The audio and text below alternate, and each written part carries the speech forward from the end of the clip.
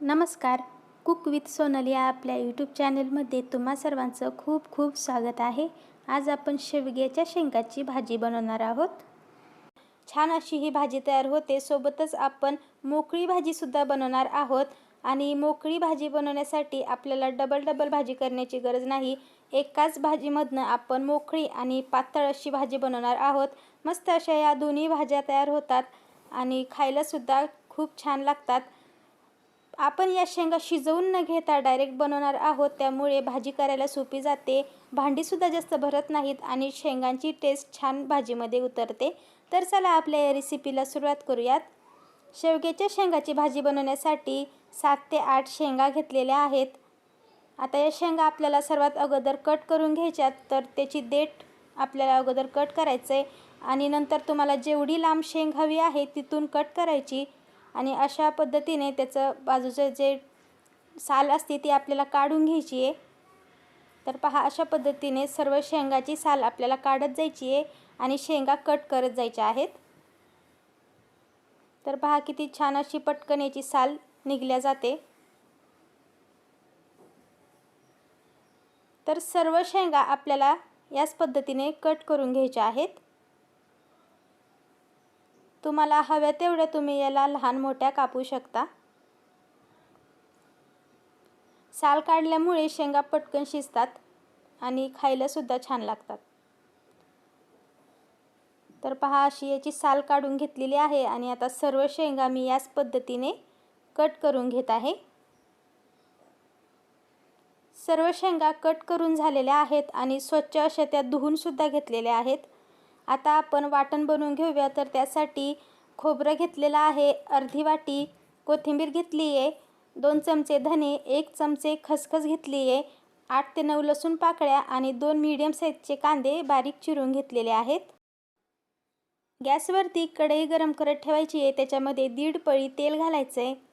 आता या तेलामध्ये अर्धा चमचा जिरे घालायचे. जिरे छान फुलू द्यायचं आहे. जिरे फुलल्यानंतर धुवून घेतलेल्या शेंगा याच्यामध्ये टाकायच्यात. आता शेंगा आपल्याला 1 मिनिट तेलामध्ये असंच मिक्स करून घ्यायच्यात. याच्यामध्ये पाव चमचा हळद टाकायची आहे, अर्धा चमचा मीठ टाकायचे. हळद आणि मीठ आता छान असं शेंगांमध्ये मिक्स करून घ्यायचे. या पद्धतीने शेंगा केल्यामुळे छान अशा चवदार शेंगा तयार होतात. आपण जेव्हा शेंगा शिजवून घेतो तेव्हा त्या खूप अशा मऊ पडतात आणि खाताना त्याचं टरफलसुद्धा तोंडामध्ये जातं. या पद्धतीने जर शेंगा केल्या तर त्या खूप जास्त मऊ पडत नाहीत, शिजल्या जातात आणि छान क्रिस्पी अशा लागतात. तर आता बारीक गॅसवरती झाकण ठेवून आपण या शेंगा 5 मिनिटे अशाच ठेवणार आहोत. तोपर्यंत आपण वाटण बनवून घेऊयात. तर त्यासाठी जे खोबरं घेतलेलं आहे ते सर्वात अगोदर आपल्याला भाजून घ्यायचं आहे. थोडंसं याच्यामध्ये तेल टाकायचं आहे, 1 चमचाभर. खोबरं छान लालसर होईपर्यंत आपल्याला भाजून घ्यायचं आहे. मसाले भाजण्यासाठी लोखंडी तवा किंवा मग लोखंडी कढई जर वापरली तर मसाले खूप पटकन भाजले जातात आणि खायलासुद्धा छान लागतात. तर मी सर्व मसाले लोखंडी कढईमध्येच भाजून घेत आहे. तर पहा, खोबरंसुद्धा आता छान असं लालसर झालं आहे. आता आपण खोबरं ताटामध्ये काढून घेऊयात. याच्यामध्ये आता धने आपण भाजून घेऊ. 2 चमचे धने व्यवस्थित असे भाजून घ्यायचेत.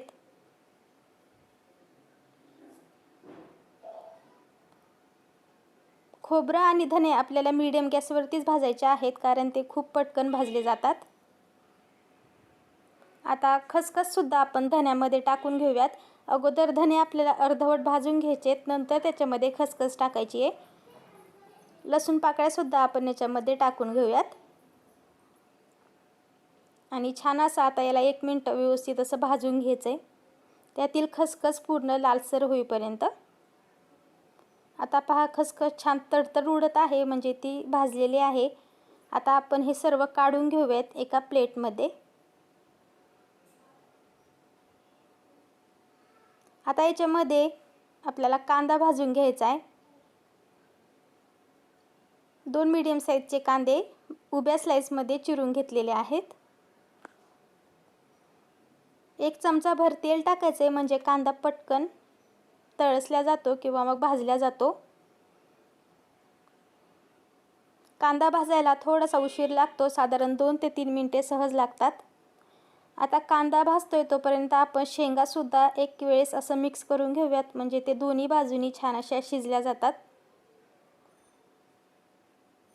तर पहा, अर्धवट आता हे शिजलेल्या आहेत आणि अजून 2 मिनिटे याला ठेवल्यानंतर छान पूर्णपणे त्या शिजल्या जातात।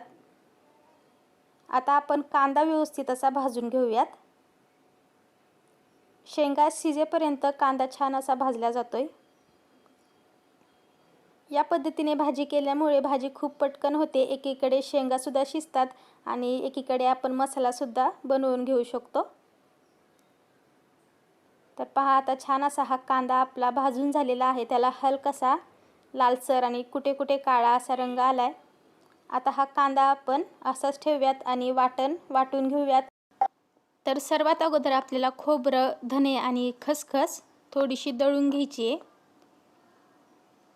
थोडंसं याला दळून घेतल्यानंतर याच्यामध्ये भाजून घेतलेला कांदा आपण टाकून घेऊयात।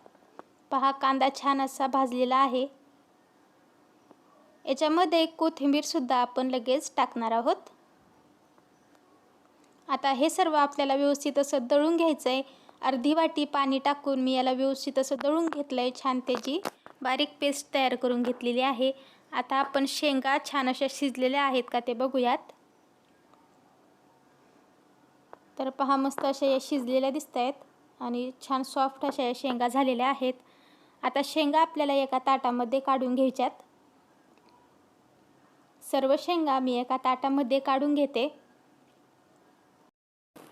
याच्यामध्ये 1 पळी तेल आपल्याला अजून टाकायचं आहे। आता याच्यामध्ये तयार केलेलं वाटण आपण टाकून घेऊयात। आता हे वाटण आपल्याला 2 ते 3 मिनिटे व्यवस्थित असं मीडियम गॅसवरती परतवत राहायचं आहे, छान त्याला तेल सुटेपर्यंत। तर यातलं पाणी थोडंसं कमी होईपर्यंत आणि हलकंसं त्याला तेल सुटेपर्यंत मी याला व्यवस्थित असं परतून घेतलं आहे।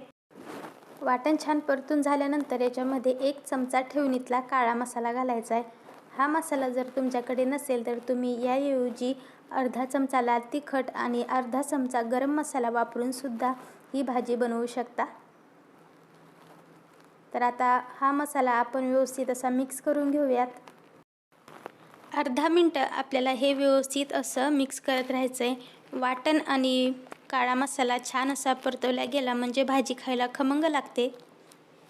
तर पहा, आता छान असा याला कलर आलेला आहे आणि हलकंसं त्याला तेलसुद्धा सुटलेलं आहे। आता याच्यामध्ये आपण उकडून घेतलेल्या शेंगा टाकून घेऊयात। आता शेंगा आपल्याला या मसाल्यामध्ये मिक्स करून घ्यायच्यात। याच्यामध्ये फक्त अर्धी वाटी पाणी टाकायचं आहे म्हणजे मसाला छान असा शेंगांना लागला जातो। शेंगा छान अशा शिजलेल्या आहेत तरी पण त्या मोडत नाही आहेत। आपण जेव्हा पाण्यामध्ये शेंगा शिजवतो तेव्हा त्या खूप पटकन मोडतात। तर या पद्धतीने शिजवलेल्या शेंगा छान अशा बाहेरून कडक आणि आतून मऊ राहतात। तर अजून अर्धा मिनिट झाकण ठेवून व्यवस्थित मी याला शिजवून घेतलं आहे, कारण मसाला शेंगांमध्ये छान असा मिक्स होण्यासाठी फक्त अर्धा मिनिटच झाकण ठेवून एक वाफ आपण काढून घेतलेली आहे। खूप वेळ नाही शिजवायचं, कारण शेंगा अगोदरच शिजलेल्या आहेत। तर पहा, आता छान असा मसाला आणि शेंगा तयार झालेल्या आहेत। तर आता आपण सुक्या शेंगा काढून घेऊयात। थोडासा मसाला बाजूला करायचा आहे आणि शेंगा फक्त आपल्याला प्लेटमध्ये काढून घ्यायचा आहे। थोडाफार मसाला त्याच्यामध्ये येतोच आणि तो खायला छान लागतो। तर तुम्हाला हव्या तेवढ्या शेंगा तुम्ही सुक्या याच्यामध्ये काढून घ्यायच्या आणि उरलेल्या शेंगाची आपण पातळ भाजी बनवणार आहोत। शेंगा पूर्ण काढून झाल्यानंतर पातळ भाजीसाठी ज्या शेंगा आपण शिल्लक ठेवलेल्या आहेत त्या आपण थोडंसं असं कढईच्या बाजूला करून घेऊयात। आता याच्यामध्ये अर्धा चमचा बेसन पीठ आपल्याला घालायचं आहे। बेसन पीठ घातल्यामुळे भाजी थोडीशी दाटसर व्हायला मदत होते आणि अगदी अर्धा चमचा तेल घालायचं आहे। आता या तेलामध्ये बेसन पीठ थोडंसं मिक्स करून घ्यायचं आहे, म्हणजे ते थोडंसं तळसलं जातं।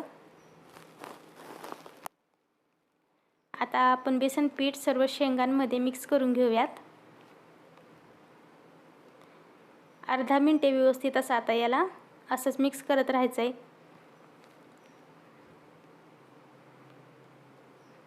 तर आता छान असं बेसन पीठ शेंगांमध्ये आणि मसाल्यामध्ये मिक्स झालेलं आहे. भाजी अजून चवदार होण्यासाठी आपल्याला याच्यामध्ये गरम पाण्याचा वापर करायचा आहे.